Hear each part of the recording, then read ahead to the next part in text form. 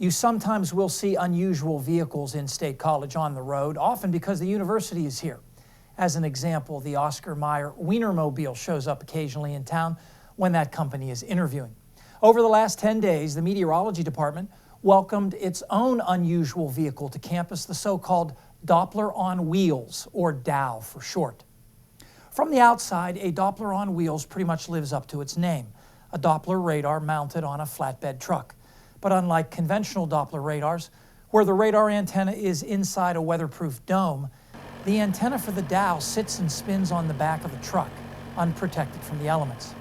A 50-foot-long mast can be raised and lowered from the center of the vehicle for communication purposes, with 4 CB antennas on top. They come in handy when cell phone towers get overloaded or knocked offline by severe weather. Inside the DOW, there's seating for a driver and passenger, and room for maybe 2 more in the back, amidst all the computers and monitoring equipment, though it's a pretty cramped space. The Doppler on wheels comes courtesy of the Center for Severe Weather Research in Boulder, Colorado, led by Dr. Josh Werman, who's been a guest on Weather World before. The center operates 3 DOWs for the National Science Foundation, and researchers can request them for their projects.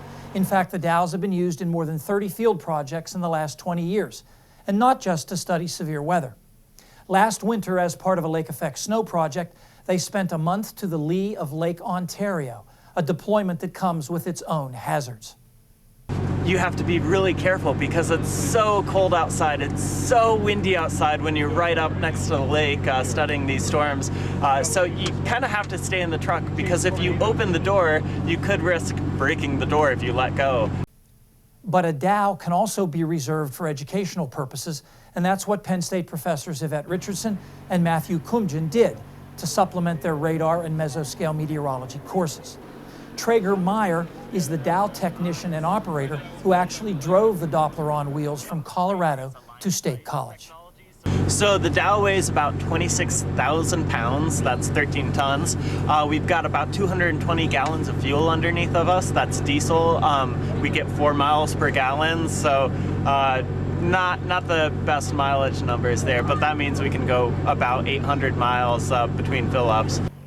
Keeping with its educational mission, the DOW has visited local schools and last Saturday was on public display in downtown State College, allowing local residents to climb aboard and play the part of severe weather researcher.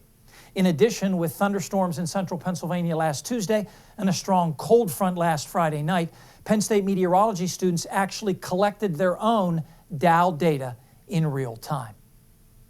The DOW will be in State College until Friday, at which time Traeger will start the 1,600-mile drive back to Boulder and another university visit there.